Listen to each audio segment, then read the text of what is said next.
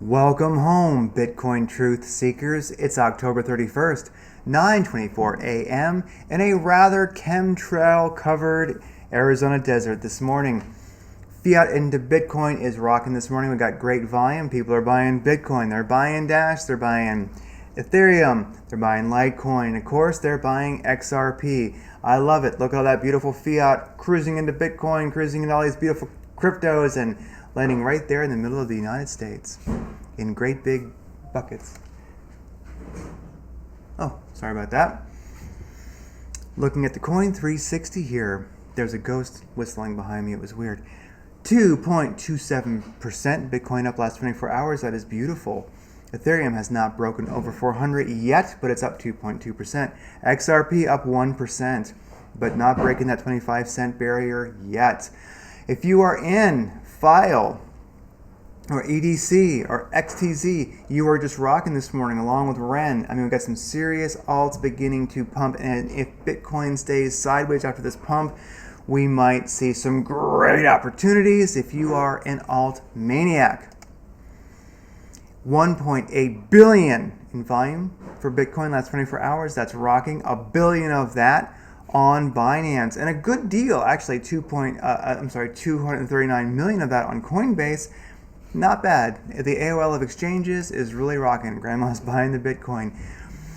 Binance, longs versus short sentiment. That's where the volume is. 61% long, 38% shorts. The sentiment is long. All right. How many gold 1 ounce coins would it take to buy a Bitcoin today? 7.37. All right. Bitcoin, it's its 12-year birthday, depending on how you look at it. And it wicked over 14K today with a beautiful Darth Maul doji. Now, baby, that's crypto. So I guess the gods of crypto are giving a little shout out to Bitcoin. It's 12. It's almost a teenager. It's been around for a while. All right, the daily chart for Bitcoin. Do note this Darth Maul doji. I'm going to look at that closer in a bit, but still, we wicked over 14K. That's rocking. The MACD on the daily is wonderful, and we're above the 200 moving average. All systems are go. We're looking beautiful on that long time frame. We do have the monthly, thinking weekly close coming up. It's today and tomorrow. Something to watch. I think those will definitely predict a lot about what's going to happen in November. I think so, and I think we're hitting a new record for being over 10K. If we finish today above 10K, I think it's a new record. I'll get into that tomorrow. We'll look at that deeper once all that is passed. We'll see how we did. Let's look at the 4-hour chart. I'm going to switch this to 4-hour. I just want to see the 4-hour MACD. 4-hour MACD is positive for Bitcoin, looking beautiful. As you can see, this was quite the pump that we had. Let's look at this on the 2-hour, make it a little bit more specific. There's the 2-hour.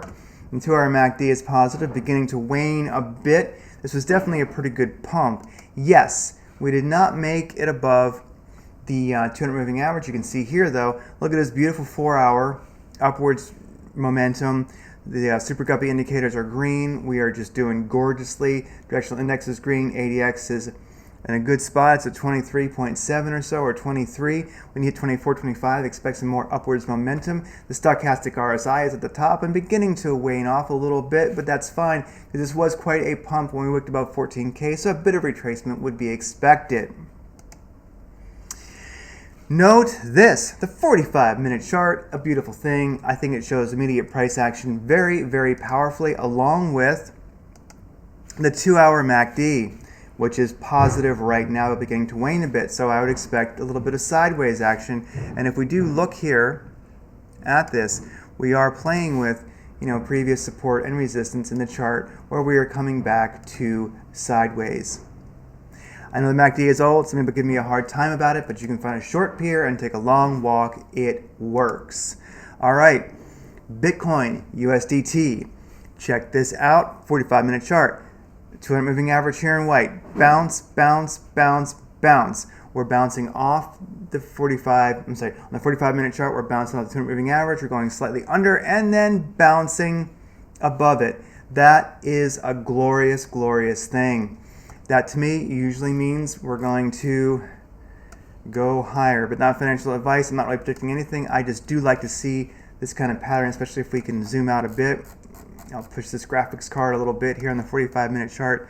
As you can see, These little blue diamonds are when you get breaks above the 200 moving average. It's a short time frame, but when you get above the 200 moving average on the 45-minute chart, that is definitely a positive thing, especially when you see upwards momentum. And so far, if you look previously, you're going to have that upwards momentum. Eventually, you're going to sideways and come back down. You're going to bounce off it again. But it looks like we're seeing a beautiful upwards momentum and a bounce, and we're going up again. We shall see. It's only the daily view, not the daily prediction. But I do feel this to be very, very, very positive. Usually, a coin either is going to bounce off the 45-minute 200 moving average and go up, or it's not, or it's going to find it as resistance and get pushed back down. It broke through and came back up. This is wonderful. It's struggling a bit. There is a good deal of pressure. I'm loving it. I'm seeing upwards mobility. That's just me, but I'm a bit optimistic, and I know that's not always a good thing when you're trading, but I am. I really think we don't know what's going to happen. We never do. Directional index is strong. ADX on a 45-minute chart is around 30. That is beautiful. The stochastic RSI has, pumped, and now it's on the way down, but we'll be expecting an upturn pretty soon, especially after that pump. Now, a downturn would be expected, followed by a move, by a swing up there by the stochastic RSI. I wanted to just note this. I'm not sure why that's there. Let's kill that guy. Note this. This is something I think very, very, very worth notice. Is this? Look at that. We did wick above 14K, but look at that Darth Maul doji. Can you imagine the shorts and the longs that got wrecked? And if you ask me, that's why it exists. So I think somebody's clearing up some liquidity on the exchanges with that. So usually when I see these, something happens afterwards. That's not easy to create. So big money is playing games. What's it going to do next? I don't know. Celsius, get it. Not financial advice, of course, but it's wonderful. You put your crypto or your tether in Celsius wallet and you get interest and you get a crap ton. Check it out. Affiliate link in the description. Really, I do use it. Not going to kid you. You can make insane interest on Tether. You can make insane interest on your Bitcoin. I know, not your keys, not your crypto. Look, hedge in. Of course, you don't put all your crypto in there or all your Tether, but I am making amazing interest. And I'll tell you what, if you like the dollar cost average and you got enough to put in there, boom, the best way to dollar cost average your crypto. Just do it with interest. Buy, sell, and pay with crypto. The Crypto.com card is badass. I use it. I got my crypto wallet there. I can go BTC. Okay, I can say top off my crypto card. Boom, while I'm in line. And it happens instantly, and I can spend it. It works. I try not to do that, but there are times when I do spend some of the crypto. I've been using this for a while, and it works. It is rocking, and it's metal. It's kind of badass looking, to be honest with you. Track your crypto portfolio and taxes. Maybe you're not interested in your crypto taxes, maybe just your portfolio. I'll tell you what, the portfolio option is very, very cheap monthly. Here's the deal. I love Coin Tracker because it will log into the API of most things, of course, read only, and it can keep track of your exchanges, what's in your Crypto.com card, what's in your Celsius wallet, even what's on your Trezor.